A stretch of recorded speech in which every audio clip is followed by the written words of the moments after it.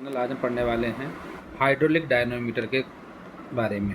Hydraulic dynamometer क्या कहलाता है? The hydraulic dynamometer working compartment consist of special semi circular shaped veins cast into stainless steel rotor and stators.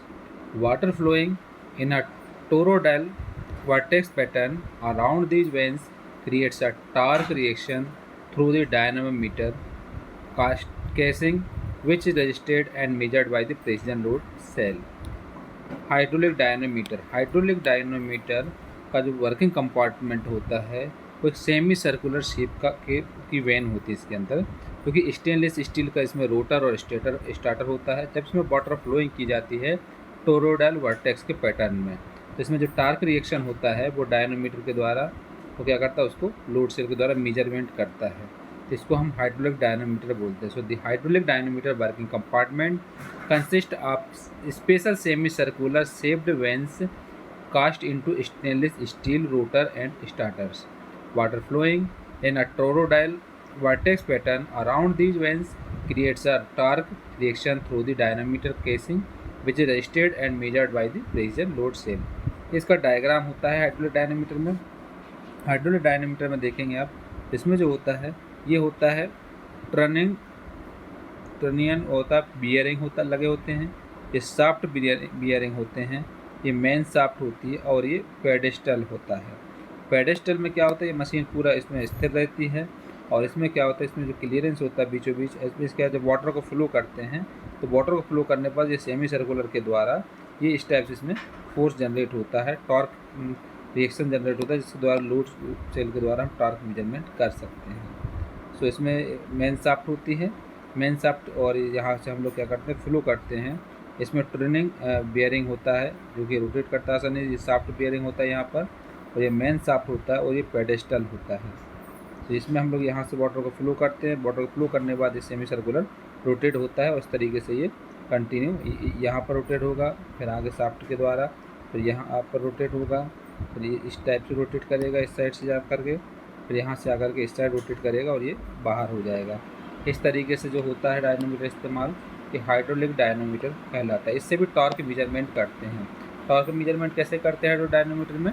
इसमें semi circular shape की when होती हैं जो कि स्टेनलेस स्टील रोटर और स्टार्टर का इस्तेमाल किया जाता है। इसमें वाटर को जब फ्लो करते हैं टोरोइडल में, यहाँ से वाटर को फ्लो करते हैं, ये वाटर जा करके इस टाइप से सेमी सर्कुलर में इस टाइप से ये रोटेट करता है। जब ये रोटेट करता है ये वाटर इसमें फ्लो होती है और वाटर फ्लो हो करके ये जो कि तो इसमें कंपार्टमेंट में आ जाती है और ये क्या करता है, सेमी सर्कुलर इस टाइप से रोटेट करता है, रोटेट कर कर ये वापस आ जाती है। इसके द्वारा हम टॉर्क मेजरमेंट करते हैं, तो इसको हम बोलते हैं हाइड्रोलिक डायनोमीटर बोलते हैं। इसके पार्ट्स अगर देखा जाए, ये डायग्राम होता है हाइड्रोलिक डायनोमीटर का, और इसमें होता है ये जो होता है ये क्या होता है, टर्निंग बियरिंग होता है, और ये जो होता है ये होता है साफ्ट बियरिंग, ये मेन साफ्ट होती है, और ये जो होते हैं ये पेडेस्टल होते हैं। सिमिलरली इस साइड होंगे, ये जैसे इस साइड भी बना है, इसका इस साइड भी हम शो कर सकते हैं, ये भी होते हैं। इस साइड अगर शो किया जाए तो ये जो होता है ये क्या होता है, टर्निंग बियरिंग होता है, ये होता है साफ्ट बियरिंग ये वाला, और ये हो जाएगा क्या, मेन साफ्ट, और ये हो जाएगा पेडेस्टल। अब इसमें हम जानते हैं वर्किंग प्रिंसिपल क्या होता है पेडेस्टल बियरिंग डायनामीटर का।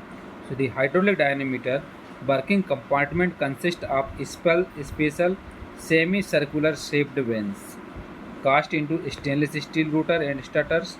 Water flowing in a toroidal vortex pattern around these vanes creates a torque reaction through the dynamometer casing, which is registered and measured by the precision load cell.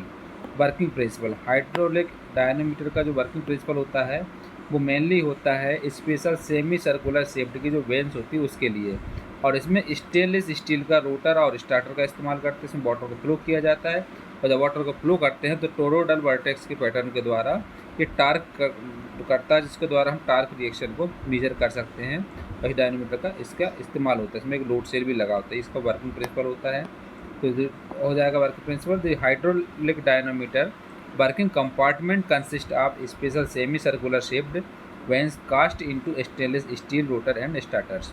Water flowing in a toroidal vortex pattern around these veins creates a torque reaction through the dynamometer casing which is registered and measured by a precision load cell.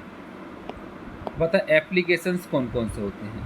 Commonly applications for dynamometer include general purpose, automotive, aircraft और aerospace, chain और belt drives, gear boxes, fluid power systems, gas और diesel engines, industrial, marine, transmissions and turbines. इसमें इनका इस्तेमाल किया जाता है. इसमें जो यूज